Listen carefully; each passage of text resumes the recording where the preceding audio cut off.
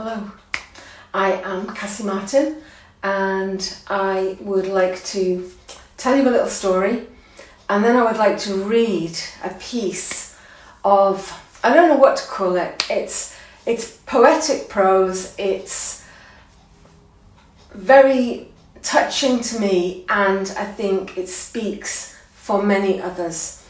And this particular piece is about death, about loss, about grief, about how people leave us, how they can just go.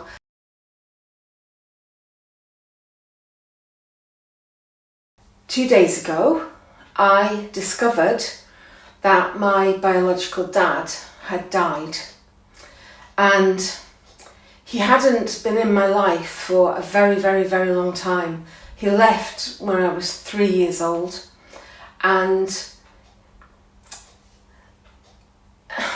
he kind of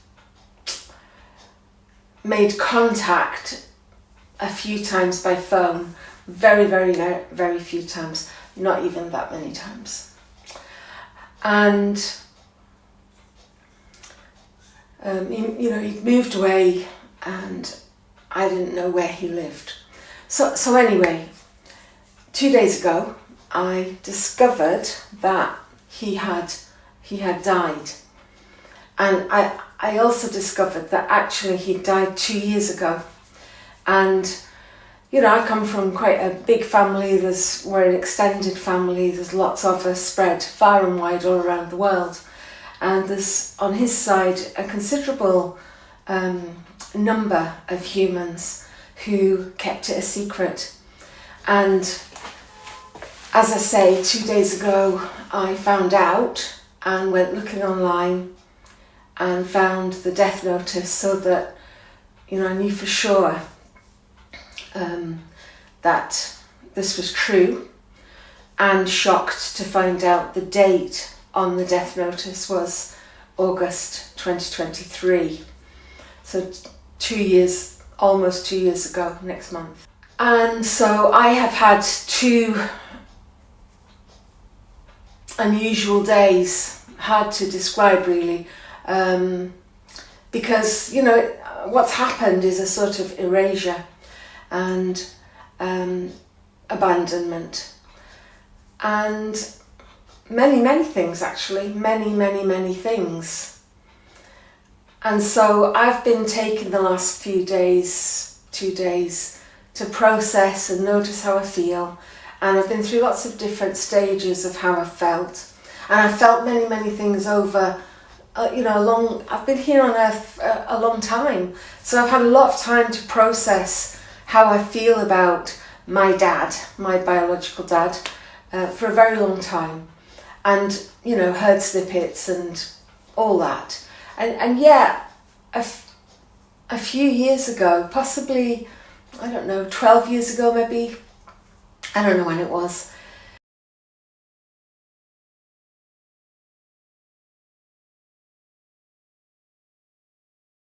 for those few months while he was here, I did have contact with him, and it was really lovely to spend time, and I felt very comfortable with him. We could sit in silence, and I felt very comfortable. So clearly those first couple of years with him, the bond was there. There was some kind of established bond between us, where I was comfortable in his company. And I met his grandson, and he and I bonded as well. It was a lovely few months. And then, and that's not a laugh, ha funny, it's kind of a defensive laugh.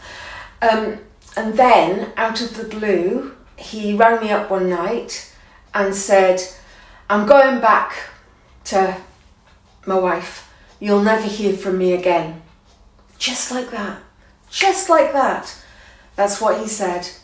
And I was shocked, and I was wounded and hurt at the way he delivered it. He can do what he wants. He can move wherever he wants to move. But it was the way he delivered that message to me that night. And I said, well, take care. I hope you'll be happy. Keep safe. So I responded in that way with him, even though he delivered it in such a aggressive way and quite a shocking way, really. So yes, so I've had some funny experiences, in relation to my father, and there were a few times, I reached out through his grandson to say, hi, could you just tell Grandad that I've made this piece of art, or I've written this blog, or Happy Father's Day, could you say happy birthday to him? Because I wasn't sure if he was, going on Facebook or whatever, even though he was on Facebook. So then I received a phone call from the grandson's mum, who was very aggressive with me and told me that I didn't exist. And yet here I am. She said, he doesn't have a daughter. And I thought, he most definitely does. He has two. And I was very kind and polite and empathic with her. This is just my natural way of being. And she was very aggressive and rude and told me never to contact her son again, who was a year off being an adult, and I'd met and spent quite a bit of time with during the summer months when they were here. So it's been a funny old journey, me and my dad. And so last night, having, spent 2 days processing and feeling and thinking and, talking with myself, I decided to write a piece about how people can leave us. Because this is quite a thing for me. People tend to leave me, and they leave me quite suddenly. It's funny how this happens. We have our familiar patterns, and this is one of my familiar patterns. People will come into my life and they will go, and they might go very, very, very sharply, quickly, aggressively, or just float away and disappear and aren't interested, and they might come back if they want something. So I was thinking there are many, many, many ways that people leave, and it just got me thinking. So I decided that I would write this for me, but also for all the millions of us who are left, who have been left in lots of different ways throughout their lives. So I've decided that I'll read this. It's actually for my next book. It's not in my current book, which is Perfectly Coiffed Pubes. Nothing to do with pubes, by the way. And, nothing to do with shaving our pubes and conforming. But this is for my next book, which is coming out in September of 2025. And so, I would like to read this, because leaving, being left, maybe you are the leaver, and I've been the leaver too, but maybe you have also been left, and there are many ways that people can leave and leave us. So I'm going to read this out and hope that it helps you in some way. It may not, and if you know of anyone who has been left, whether that's through, death or any of these ways in which we can be left, please share this with them, because it might help them. My words, I hope, will help others. That's why I do what I do. I write a blog, I make courses, I do all of this in the hope that it helps others. When I share me and what I know through, I'm a therapist. I've been a therapist for 27 years. I bring everything that I have to what I do and hope that it's helpful for others. So I'm going to stop chattering and I'm going to start reading this piece and hope that it touches you somehow. And please let me know if it touches you and what you think. Let me know how you've been left. Say something in the comments, send me an email, but I would really, really like it if you would make that public and put it in comments, because when we share our stories, it helps everybody else. It's a thing called piggybacking. We call this in therapy, we piggyback. So somebody says something or shares something or does a bit of work, and others can really piggyback on that and think, Wow, that's been so helpful for me. Wow. And they didn't have to do anything. They were able to be passive and listen and observe. So share in the comments, please, because it really helps others. Understanding the long echo of early abandonment and the adult woman left, always waiting. There are 1,000 ways people leave each other. Some are dramatic. Some so quiet you barely notice until the air shifts. Some people vanish with a bang. Others disappear cell by cell, like mist evaporating. Some leave while they're still sitting there right beside you, still in your bed, still saying the right words, still helping to wash the dishes and answer your messages, but they're not really there. Some people die and are gone. Others die inside and stay. You can feel the moment they disconnect. The body still arrives in the room, but the soul has long since gone home. The body stays and smiles, but it no longer meets you. No longer recognises your joy or your pain. No longer leans in. They are sectionally gone, fragmented, and you can feel it.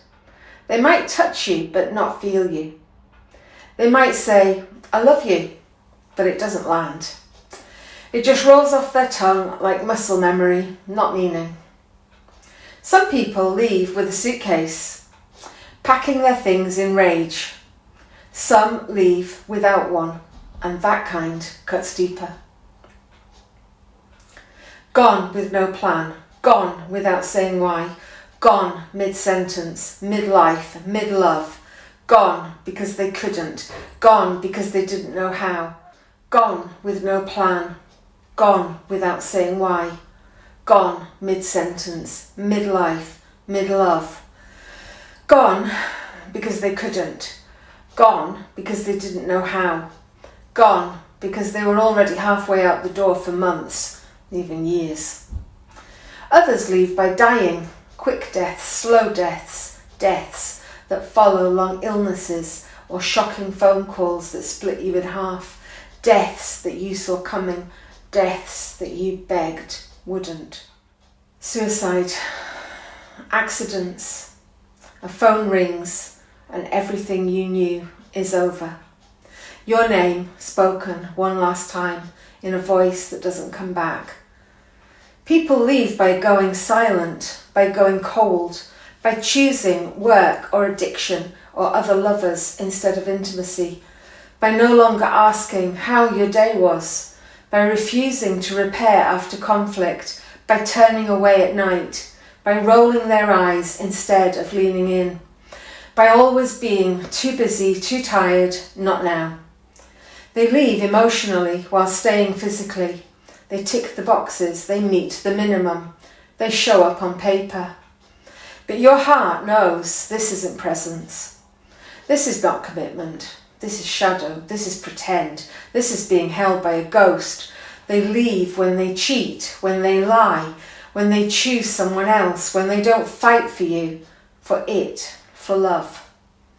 When they walk out mid-argument, when they don't come home. When they pack while you're at work. When they whisper, "I can't do this anymore," and they leave you shaking on the kitchen floor. Others leave slowly, kindly, gently, with tears, with honesty, with aching love that knows that this is no longer the right place for either of you. With aching love that knows that this is no longer the right place for either of you. That kind of leaving still hurts, but it leaves dignity intact. Some leave through betrayal, some through absence, some by choice, some by force, some are taken by illness, by immigration, by prison, by systems, by war, by violence, by death in a foreign country, by poverty or institutions that take the children away. Then there are the subtle abandonments, the slow ones, the ones we almost don't name. They stay in the house, they still kiss the kids, but they've stopped sharing their insides. You can't reach them anymore. You feel like you're making love to someone underwater. You laugh and they don't respond. You cry and they look away. You ache and they say, "You're too sensitive." They haven't physically left, but they are gone. These are the leavings that fracture you invisibly. Sometimes someone is committed in word but not soul. They play the part. They go to the therapy. They promise a future, but there's a vacancy behind their eyes. You feel like a ghost clinging to someone else's performance. There's no fire behind it, only form, only duty, only fear. They've stayed out of guilt or habit or obligation, but love has already packed its bag. When people leave in whatever way, it shatters something primal. We grieve, we rage, we search, we ask why, we ache. We feel gutted, empty, alone, heartbroken, desperate, ashamed, unworthy, too much, not enough, paralysed. Sometimes we blame ourselves, we think we could have done better. Quieter, more beautiful, less complicated. We beg for the story to change. We bargain. We scroll the past, looking for where it broke. We replay the last things we said. We wonder if they ever really loved us. We look at the bed and feel sick. We listen for footsteps that never come. We tell ourselves no one stays. They tense. Our bodies remember. They tense, they tremble, they cry out in the night. They reject food or... Our bodies remember. They tense, they tremble, they cry out in the night, they reject food or crave it, they want to disappear, they go numb, they go on high alert, they hold every goodbye like a wound. The nervous system coils in on itself, the heart learns to flinch at softness, the mind rehearses endings before anything has ever begun. And then something hardens, we stop trusting. Even when new love comes, we're already braced for it to leave. We flinch when it gets too good. We sabotage what feels safe. We test, we withdraw, we become small, or controlling, or pleasing. We need constant reassurance. We read into silences. We hear, "I love you," and respond with fear instead of softness. Inside, the belief becomes truth. Everyone leaves. Nothing is safe. Love always ends. If I open, I'll be hurt. If I trust, I'll be dropped. If I fall in love, I'll be destroyed. Better not need. Better not want. Better pretend I don't care. But it doesn't begin there. It begins far earlier. There are many ways parents leave their babies and children. Some are obvious. Others are invisible to the untrained eye, but deeply felt by the child. A parent can be physically present, feeding, clothing, bathing, and still be emotionally absent.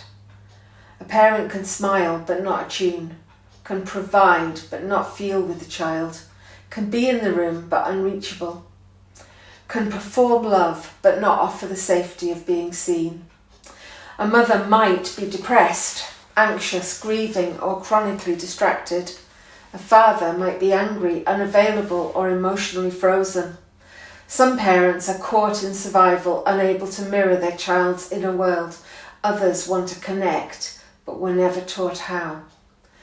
And so the baby lies in the cot crying and no one comes. Or someone comes, but only to hush the sound, not hold the feeling. The child learns my needs are too much, or my feelings are invisible, or worse, I must abandon myself to keep love nearby. This is a core trauma. Not being physically left, but being left in experience. The baby feels something, no one mirrors it. No one regulates with them, no one joins them there. And so they are left inside the moment all alone. This is how attachment wounds form, not always in violence, but in vacancy. In the echo of unmet cries, in the mirror that never mirrored, in the nervous system left alone with too much feeling. And in that gaping wound, wide as the sky, unattended, unbearable, something eventually tries to soothe it. Substances, behaviours, addictions, attachments, achievements, perfectionism, control, caretaking, sex, silence, self-erasure. Anything that offers the illusion, this time I won't be left. The absence becomes a hunger, the hunger becomes a habit, and the habit becomes life. It leaves an imprint that shapes the entire system. The brain wires for collapse or overdrive. The body tightens at touch. The heart mistrusts warmth. The child grows into a woman who either clings or shuts down, who either performs love or hides from it, who either leaves first or waits to be left. She may live with chronic anxiety, digestive distress, sleeplessness, autoimmune flares, depression, sexual shutdown, addictive patterns, burnout, loneliness that she can't explain, exhaustion that she can't fix. Because her body is still trying to solve the first goodbye. Still trying to be good enough that it won't happen again. Still waiting to be chosen. Still bracing for the sound of retreating footsteps, still aching to be met, but, and this is sacred, there is another way. Through slow, deliberate, tender re-meeting of the self, through presence that does not turn away, through grief that is finally witnessed, through rage that is finally allowed, through nervous system repair, ritual, rest, through art, through breath, through body, through the loving gaze of a therapist who sees behind the mask, who holds you with no performance required, who stays. We begin to rewire. We learn that we are feelable, holdable, worthy of staying with. We learn to stay with ourselves. We become the ones who stop walking out on the child within. And the woman inside finally knows, I was never too much. I was just too unmet. And now, at last, I am here, and I'm not leaving.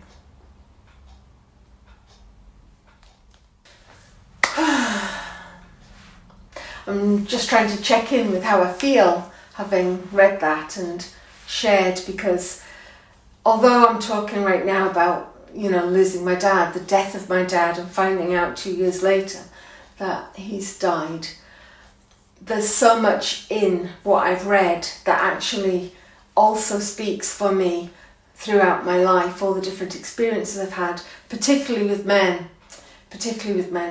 but not just with men.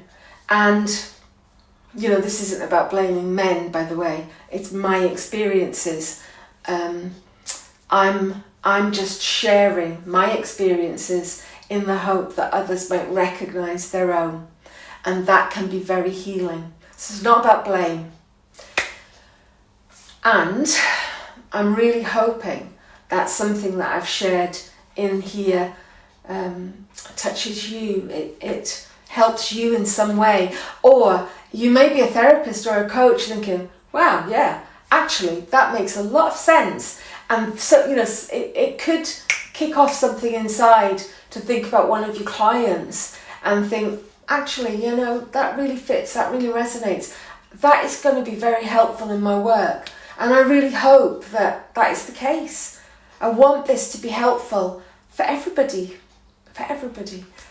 So, I've been here a long time and you are probably getting very bored.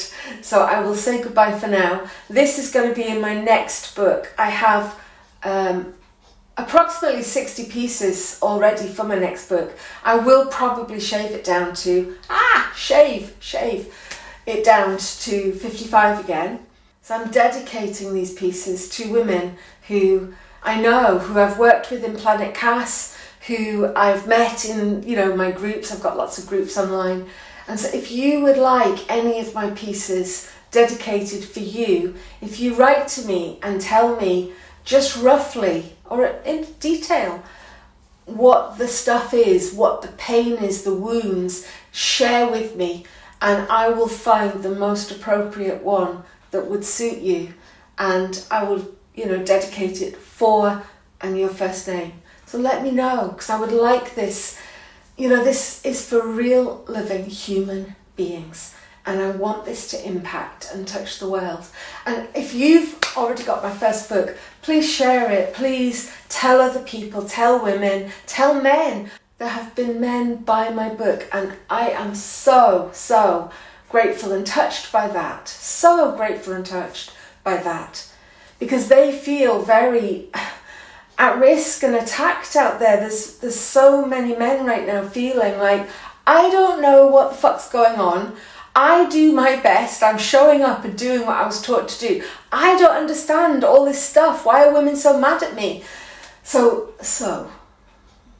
all of that is true about my work.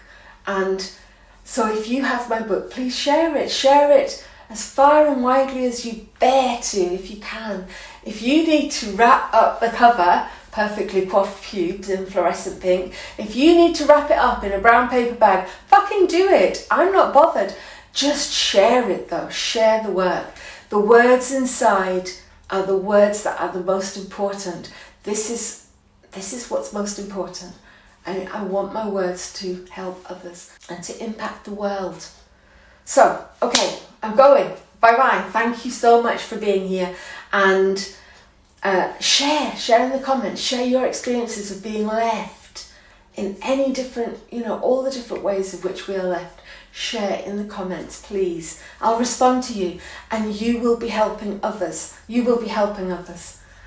Farewell. I am Cassie Martin from CassieMartin.com. Thank you. Bye-bye.